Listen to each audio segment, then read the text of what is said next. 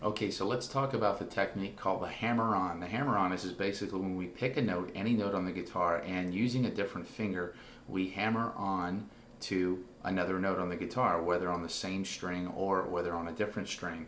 For this example, I'm just going to use string 3, fret 7, okay, this note right here, and what I'm going to do is take my third finger, and in just a moment after I hit the first initial note here, fret 7, string 3, I will use the force of my third finger to slap down or hammer onto, in this example, the 9th fret, like this. And what I've done there is instead of actually picking the 9th fret, I just used the force of my finger to go ahead and slap down, hammer on as we call it, to make that tone, to make that note sound. Watch again here.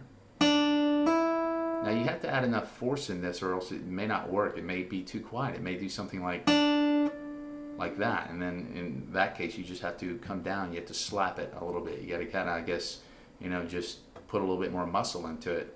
Okay, so watch again here. Okay, that's an example of a closed hammer-on.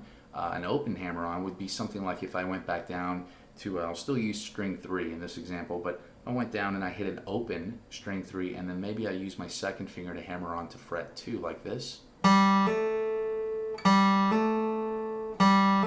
Okay, and you see different guys doing stuff like that where they will start with open notes in different licks and lead guitar solos, and they'll basically combine hammer-ons together to play different little licks and riffs, like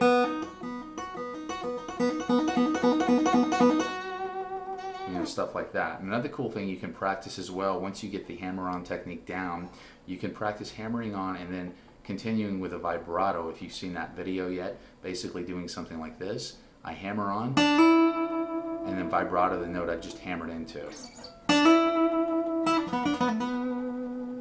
See that there? That's called a hammer-on.